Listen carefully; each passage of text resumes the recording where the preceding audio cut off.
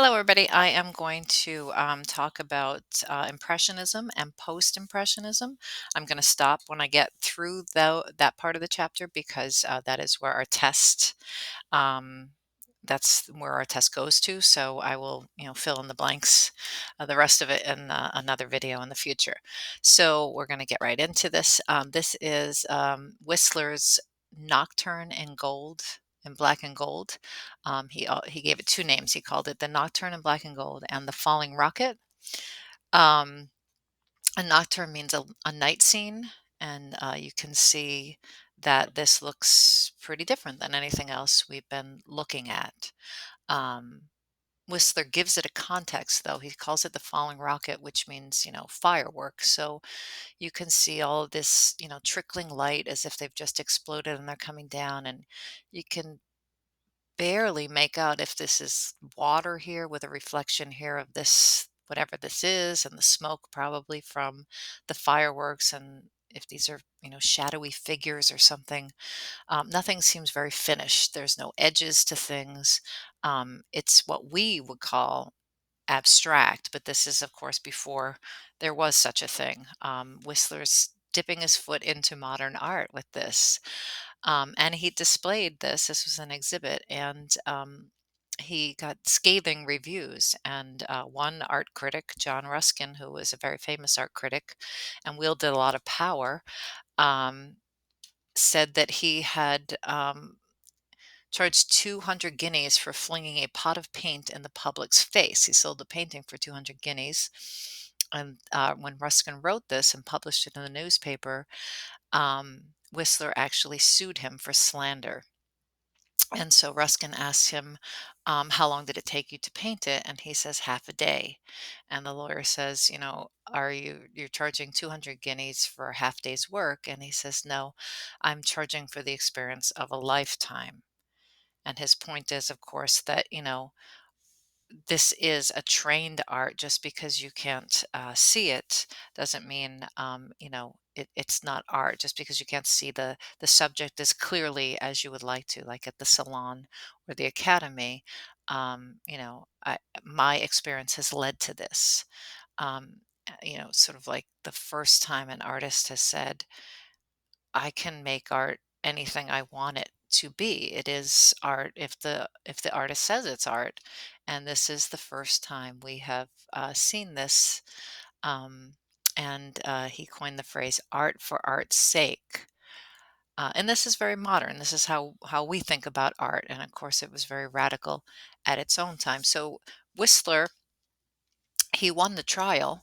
Art, so in a way, art went on trial. Is this art or isn't this art? And the conclusion is, anything can be art that the artist says is art. And Whistler wins the case. So, art is what he says it is. um, Unfortunately, he lost all of his money. He went bankrupt because of the trial, getting lawyers and whatnot. So he furthered the art in a way. He pushed the dial of art history, but he paid for it at his own cost. So, um, and this is a very, what we call modernism. And modernism is this idea that it's not about, um, trying to um, make something look like something. That art needs to call attention to itself as art, which is what Whistler was doing. So, like a painting should be a painting. It can't compete with a photograph. Obviously, this we're not going to forget that photography is around this time, and this artists are going to react to what are we going to do if a photograph can do our jobs. And so, this idea of modernism that you can call attention to the medium of painting, and we're going to see the Impressionists do that. And these are just some other Whistler paintings. He was highly influenced by these other things happening in Europe. Japanese prints were coming in, so we're going to see that with the Impressionists as well. And this is his portrait of Joe, his partner, and this is called Symphony in White. Claude Monet is the Impressionist we're going to look at. So Whistler, we can lump him in with the Impressionists. He's over in England doing his thing. And at the same time, he would have come to France probably and seen what they were doing. At the same time, in France, the Impressionists are experimenting with their painting styles. So Monet is sort of the father of impressionism. He coins the phrase, and he sort of starts this cafe culture where artists all get together and discuss, what should art look like. If we can't be a photograph anymore, we don't have to bother with that. What should art look like? He was an advocate for painting in the open air. That's plein air means, full air, open air, and big patches of color. We're going to see tiny little brush strokes and paint being led on the surface. But he also had this idea of optical veracity, meaning he was trying to capture light and atmosphere with his paints rather than sort of a photographic or very representational image of something. He was trying to capture the fleetingness of sight, how nothing stays static in your eye. So how the eye would actually see light and atmosphere. And we'll get to Renoir in a second, but he calls attention to, in this quote, the idea of paint at this time is also being manufactured and put in tubes, which means you can carry it around. It's portable. And this makes impressionism even more possible. Just some old tubes. Somebody kept these. Isn't that awesome? It used to be carried in this pig bladder for a while, and now we have during the Impressionists actual tubes being manufactured.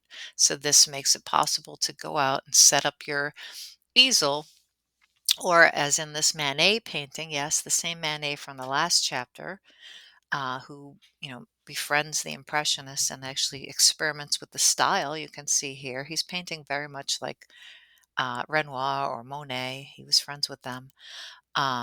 He's actually painting Monet painting in his boat.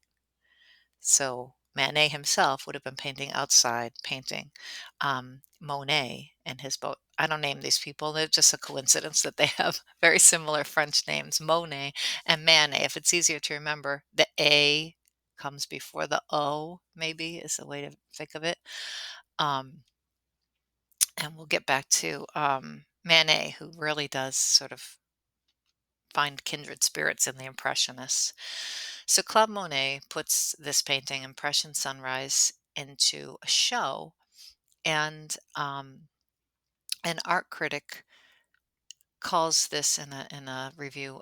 This isn't an impression. This isn't a painting. This is an impression of a painting, which is an obvious slam, right? It's like somebody saying like you're an impression of something. Means you're an imposter. You're pretending to be that.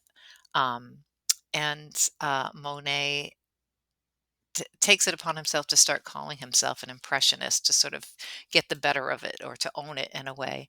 And all of the impressionists called themselves impressionists. So this is one of the first art styles that we look at that shows artists um, knowing their style. Like we can talk about whatever, the Renaissance or Baroque, but they didn't call themselves that. That's art historians looking back and calling them that. The Impressionists actually called themselves the Impressionists, and they had, a goal in mind. They had a common thing in mind. And one of these is to capture the momentary sensations of light and color on canvas. And you can see this idea of modernism, this idea of a painting should be a painting, calling attention to the medium itself. And we see that it's a seascape. We see that it's a sunrise. We see that these are boats, but are they? They're really just slashes of paint. And he even, you can see every brushstroke. He leaves paint kind of sitting on the surface. He doesn't blend it in to make it look representational. He's calling attention to the medium itself. So he's giving a lot less information in Impressionism. Um, so this is just a quote from the book. So I couldn't very he put impression on it because it doesn't look like it. And how could he expect somebody to believe it's a place because he is just trying to capture light and atmosphere at the expense of clear representation? So this is his quote. This isn't just art historians looking at what he's doing and saying this is what's new. This is exactly what he meant it to be. He's also very influential as far as getting shows for the Impressionists. Remember the Salon de Refusé that happened under Louis XV, where Manet had shown. The Impressionists, we should note, are mostly independent, wealthy people without having an art career. They are what are called flâneurs. They are people who hang about. They don't have jobs, occupations. These are people who can afford not to sell their art. They can also afford to put on their own shows, and we're going to see, uh, you know, that. Um, that's all stuff I already said. And just to show you the scale, so this is, a large Manet, like a history size painting. And this is what would have been, the goal for a lot of artists. The Impressionists make much smaller, intimate scenes where you can sort of have a one on one relationship with them rather than this overwhelming, grandiose sort of experience. Um, they don't aspire to be history paintings or to get, hung high up on the wall at the salon. They, aspire to create, small fragments of what you would see.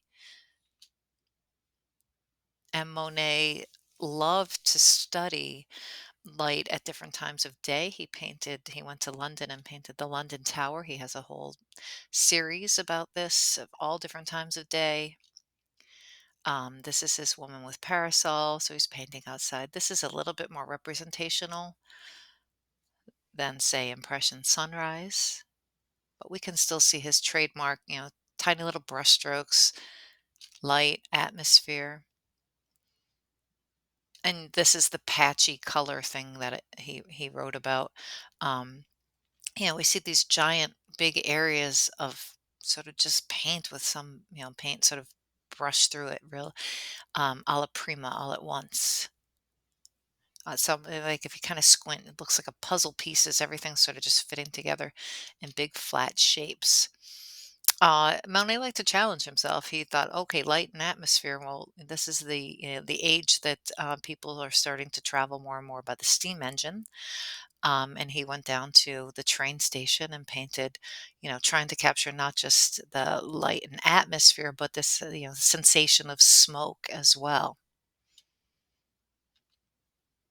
He painted the Rouen Cathedral many, many times, and he tried to label them like the weather conditions. And this is just so these are all one. This is not pop art. It's just displayed like pop art. All different times of day and in different atmospheres. So he gets different color palettes, and so he's out there every day painting. Different times of day, different weather conditions. He did this for these haystacks out in the country as well. So it's almost like a scientific study of light and atmosphere on the same thing. He has property in the south of France, Giverny, which he creates these beautiful sort of lily ponds, a Japanese bridge, these beautiful like weeping willows. You can actually go see this in the south of France. It's a tourist attraction. It's all still like this. These are current photographs. But he made many, many paintings down there. He made this bridge painting about 5 times, and this is a close-up of that so you can see his style, right? He has these layers and layers and layers of color, and then he just lets the top part, the lily pads, which are on top of the water and moss and all that, he lets them sort of sit on top as if they're just big, blobs of paint. But what he's kind of catching on to is, even though up close it looks like an abstract painting, as a whole, when you look at it instantly, you get the information you need. your eye assembles it into the thing that it is. He has actually captured the optics without really capturing the details. And this is just a large, he did this whole, a whole bunch of roundish or curved panels. And this is in the museum down the street from the Louvre, um, that you can just go in and sit as if you're sitting at his in his gardens. So I mentioned Manet. Manet does, hook up with the Impressionists. He loves what they're doing. He's a revolutionary. He's the guy who painted Olympia. He's the guy who painted Déjeuner sur l'Herbe. He's very much into this idea of pushing art forward into modernism. That art can't stay static like the salon wants it to when the whole world has changed. I mean, Monet's painting the steam engine. This is, revolutionary things are happening in Europe at this time. So, Manet thinks that art should change as the Impressionists do as well. So he experiments with it. I just showed you the Monet painting that he did. His painting of Monet, I should say. And this is so during the same time period. This is a bar at La Folie Berge. And hopefully you can see there's this woman. She is, the bartender. She's standing behind the bar. There's the counter. And there's bottles here. And we can see when we look closely, there is a gold frame here that this whole thing here is a mirror. And then we see the reflection. We probably saw the reflection first, but you have to figure out what's what because he's making some kind of optical illusion. He's making spatial inconsistencies though. So you can see that, if this is her back, where's this guy? Like we're not standing where that guy is. We're standing in front of her and she's staring at us. Um, it doesn't seem to make any sense. And then we see this balcony here with all these, people at the bar watching the trapeze artists. They seem to be feet here. Um, so it's a very busy scene. It's not on plein air. It's Manet's version. You can see it has a little realism in it. Remember, he's in with the French realists. As a hardworking woman having a moment, whether she's, flirting or this guy's bothering her. Um, we don't know. So he's playing with this idea of optics in his own way. Other artists, Keobut, who's a wealthy man, he actually collects Impressionism. He's also into painting. He's a trained artist. He likes what the Impressionists are doing, but he doesn't make the break with the brush style or the paint style. But he does go out and paint on plein air and try to capture light and atmosphere. This is at the time that Napoleon III has ordered all of the streets in Paris to be widened. Uh, he's reacting to what has happened with all the streets being the barricades of the revolutionaries. He's trying to make it so this can't happen again, for safety, for his own safety, really. So this is a time, when the Impressionists are out painting, they're painting these new street scenes, this widened boulevards, and as you can see, many people go out strolling in the streets of Paris. It's other than light and atmosphere, the Impressionists who are wealthy are painting their people. They're painting like wealthy people out doing wealthy people stuff, except of course for Manet, who sticks with his realism and introduces Impressionism a little bit. Oh, sorry, this isn't supposed to be here. That's just as funny. So you can see this intersections of the street itself, but Keoba is putting in. We have a working woman here. These are people working here. An intersection. The boulevard is where you would see everybody, rich and poor, intersections of all Parisians together. Renoir was a very successful impressionist. He painted with Monet and the others, and eventually he kind of uh, goes back to more salon topics like nudes, um, as does Degas. Uh, it's funny about Impressionism because they were revolutionary at first, but within 10 years, they are the darlings of the salon, and everybody loves Impressionism. And at that point, Impressionists kind of get tired of it. So a lot of the Impressionists sort of, you know, experiment with other things as they go. Um, this is Renoir's famous dance at Le Moulin de Galette. You can just call it Moulin de Galette. And you can see, he's experimenting with this trickling light through the trees. These are wealthy people at a wealthy party having a grand old time. Um, we have the movement of the trees around here. We have everybody sort of in a circle. He's moving the work around visually, by like what we call the line of sight, where everybody looks. You want to look. That's humans looking at paintings.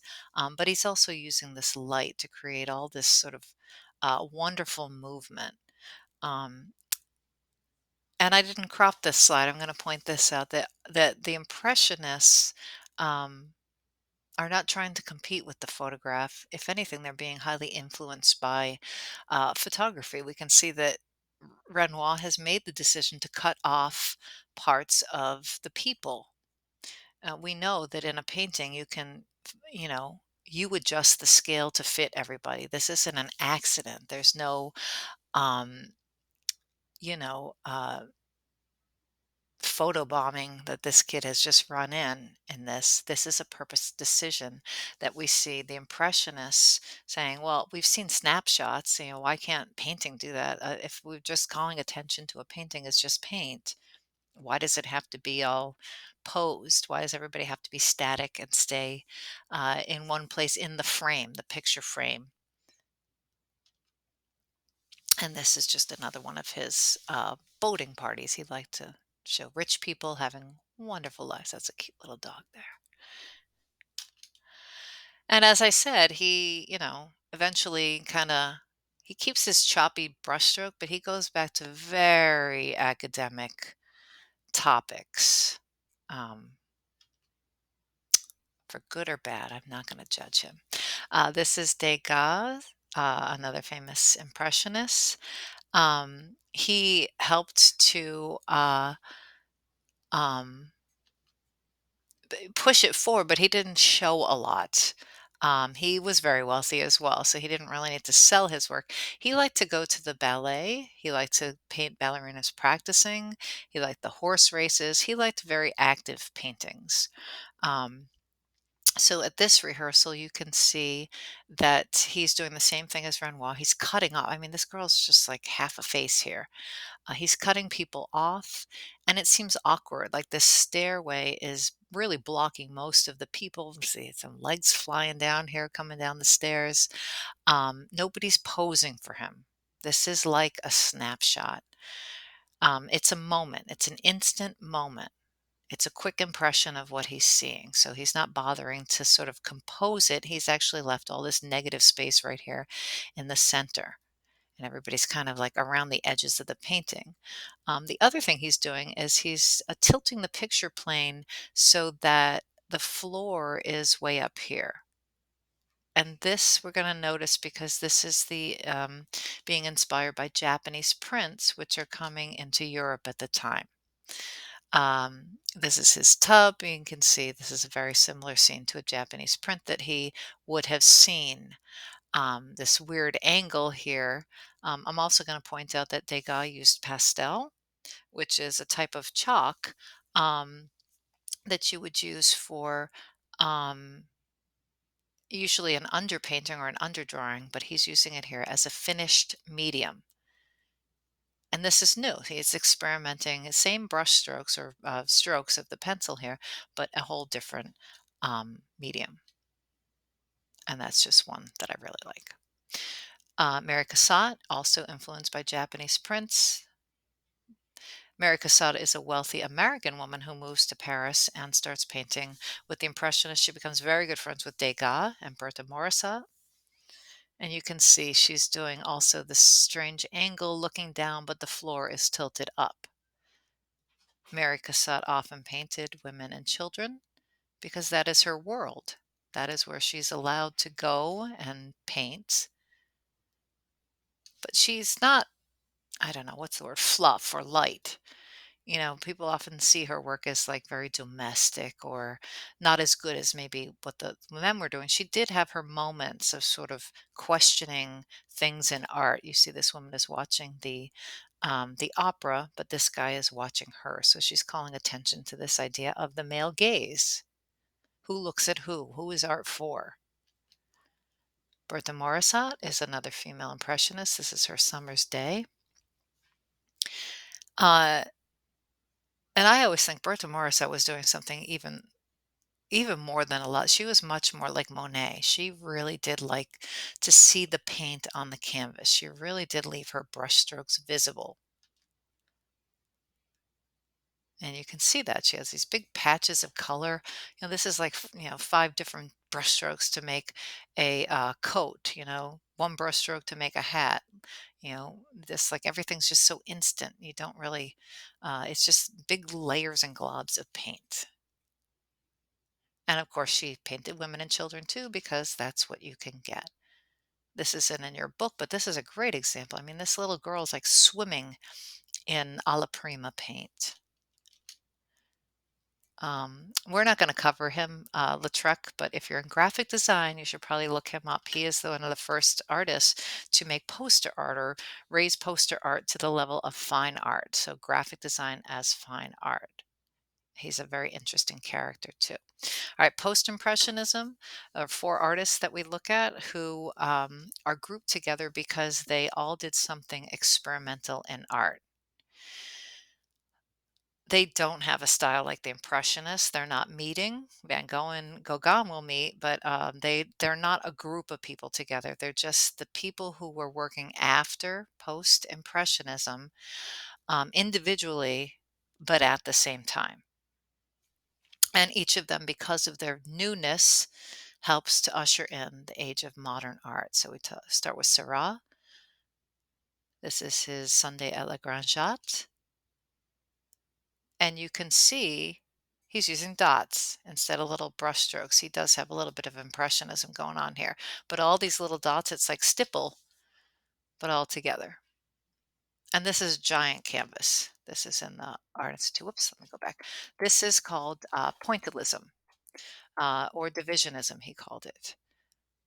And what he thought was if you put one dot of color next to the next to another color, that the eye will blend it. Optical blending is what he called it. In class, I show the Khan Academy video on this. If you want to watch that, that has a lot of information on this. So pointillism is this idea of putting one color next to another and the eye will blend it. Optical blending. So if you put red next to blue, you would hope that the eye would see purple.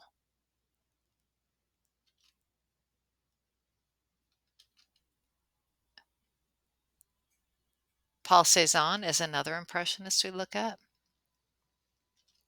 Post-impressionist, excuse me. He knew the impressionists. He actually was in one of the first exhibits in Paris. He's a little bit older, and he moves to the south of France where he lives most of his life. This is his basket of apples. You can see he's tilting the picture plane like the impressionists. Big giant brush strokes. But he starts to paint this mountain outside of his house. And he starts to experiment with this idea of leaving shapes, basic shapes on the canvas. Of course, he knows what the Impressionists were doing with brushstrokes.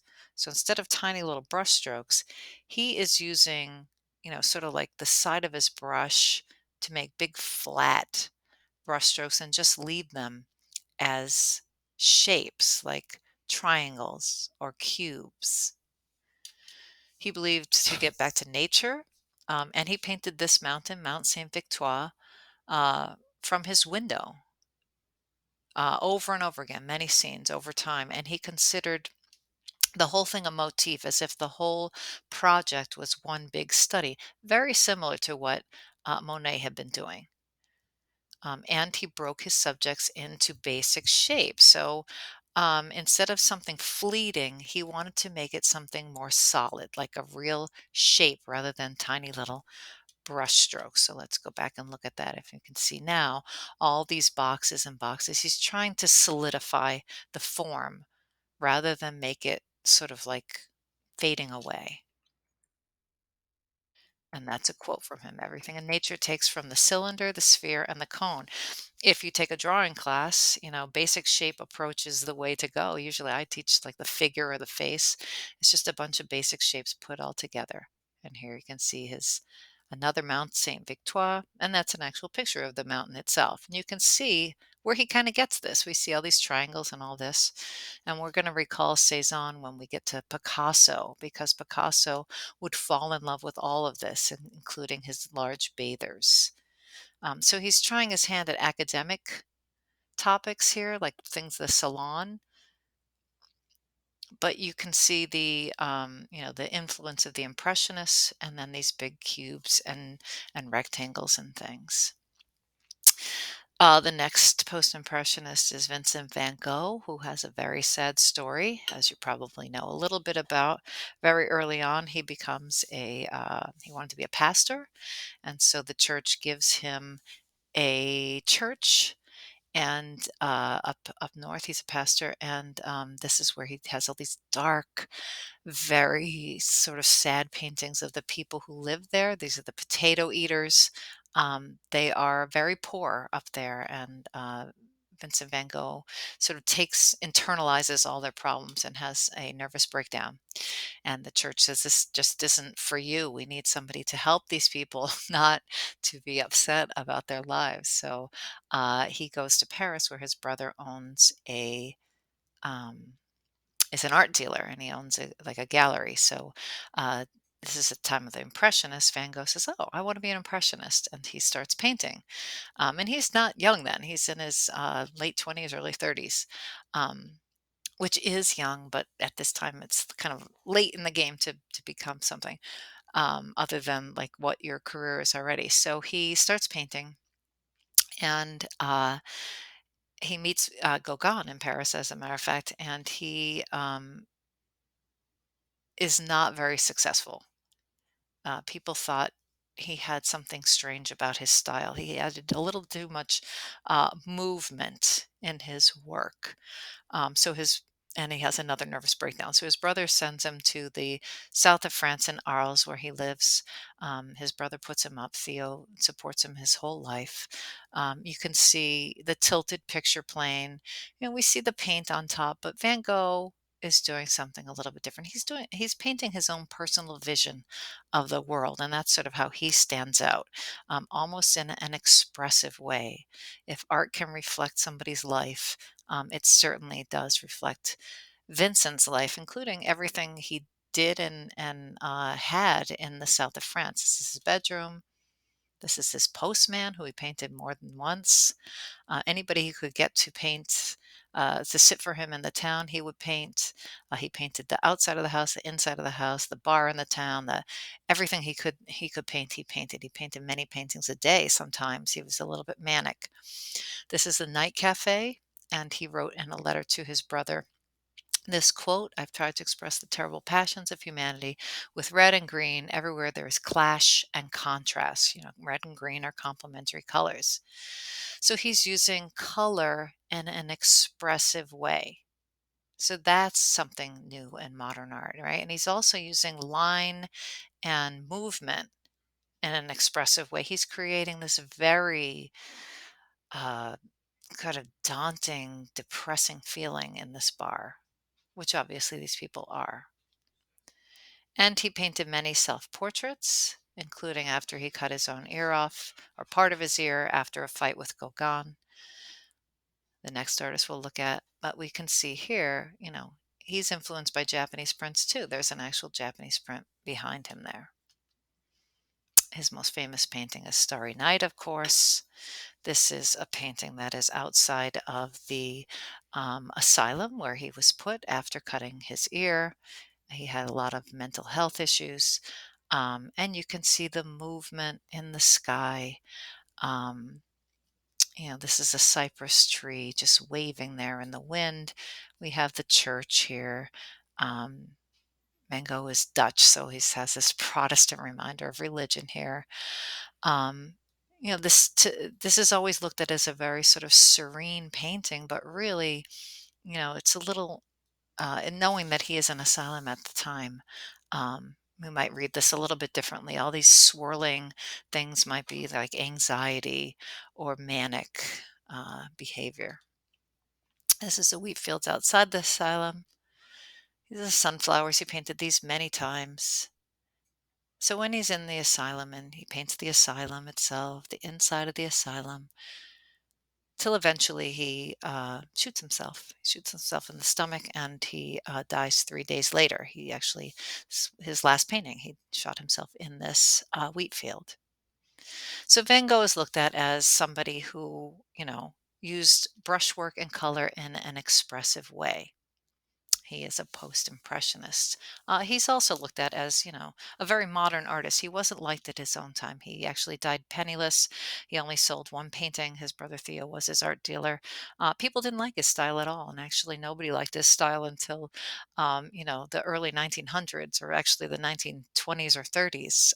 He died in the 1880s, so it took a long time for the art world to discover the beauty of Van Gogh. Gauguin is the man who knew Van Gogh. Gauguin is a Frenchman who became a painter very late as well. And he quits his job as a stockbroker and um, leaves his wife and kids, actually. He moves up north and paints in Brittany. He paints some religious topics. This is his self-portrait. This is his painting up in Brittany. This is Vision After the Sermon. Um, and we see a religious scene here. We see Jacob wrestling the angel, and we have all these figures hanging around the outsides. Here's a picture of Gauguin himself. Um, and we see the tree here in the middle is just dividing everything. Everything's very flat. He's not really caring much about this whole Renaissance idea of creating, a 3D illusion. And to drive his point home, he uses this red ground. This is what Gauguin does that is so new. He's using color in a non-descriptive way, meaning it does not describe the thing that it is. It is red, and he's using it for a symbolic reason to create violence or passion. So we're going to remember this non-descriptive color. Not using color for what it is, but using color as you wish in an expressive way or a symbolic way.